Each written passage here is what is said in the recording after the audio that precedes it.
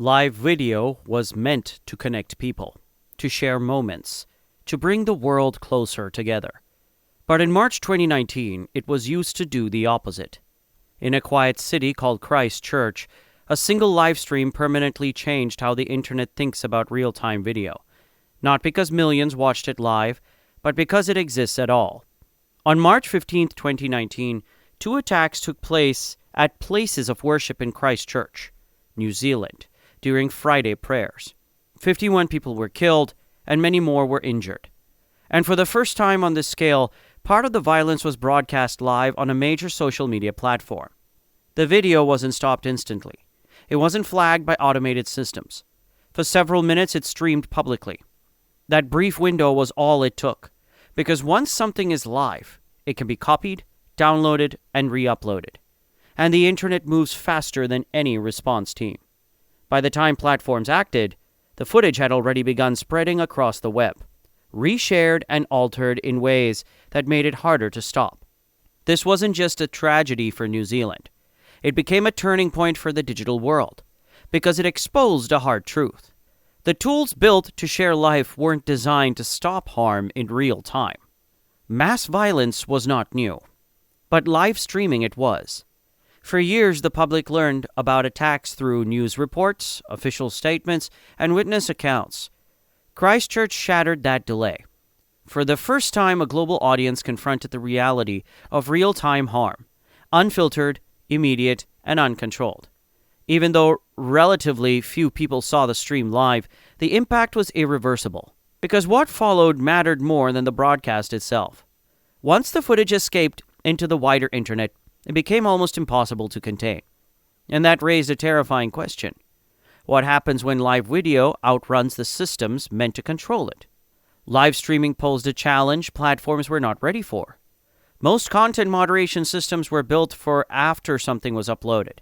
They scanned saved videos, reviewed flagged posts, removed content once it already existed. But live streams don't wait. They unfold second by second. And in Christchurch, automated systems didn't immediately recognize what was happening. The stream continued until users reported it. That delay, measured in minutes, revealed a critical gap, because in those minutes, harm multiplied. And once a live stream ends, stopping its copies becomes exponentially harder. After the original stream was removed, the real crisis began. Copies appeared everywhere, uploaded to new platforms, shared in private groups, altered slightly to evade detection. Each change made the footage harder for automated systems to recognize. Platforms were suddenly chasing thousands of versions of the same video. Facebook later reported blocking over 1 million upload attempts within 24 hours. Hundreds of thousands more copies were removed. But those numbers revealed the scale of the problem. Moderation was reacting, not preventing. And reaction wasn't fast enough. The issue wasn't indifference. It was architecture. Live streaming had been designed for personal updates, events, and entertainment, not for detecting extreme harm in real time. Automated tools relied heavily on visual recognition, audio markers, and known content patterns. But a live feed doesn't match known patterns until it's already too late.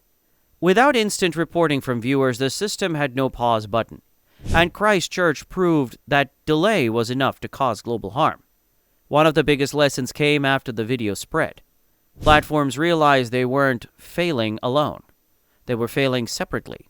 Each company was fighting the same footage, individually.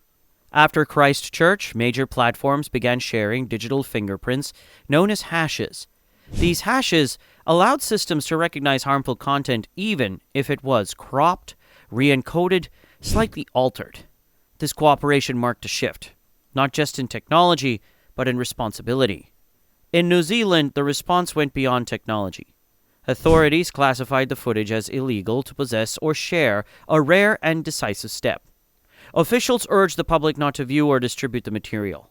The goal was clear: stop the harm from spreading further, and send a message that amplification mattered. This approach influenced how governments worldwide thought about digital responsibility.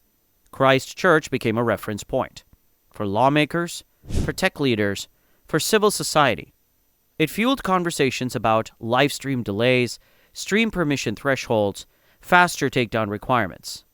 Some platforms introduced restriction on live stream access, faster emergency response teams, improved AI detection for live content. No single solution emerged, but the direction was clear. The internet could no longer pretend live streaming was neutral. Live streaming is now everywhere. Phones, games, social platforms. The tools are faster, the reach is wider. And Christchurch remains a warning. A reminder that technology reflects the intentions behind it, and the safeguards built around it. A tragedy forced the world to ask, who is responsible when harm goes live? Platforms, governments, users, or all of them together? Christchurch changed how the world views live streaming. It revealed how fast harm can spread, and why prevention matters more than reaction. What safeguards do you think still need to exist for live video today? Share your thoughts in the comments and subscribe for more deep dives into the stories that changed the digital world.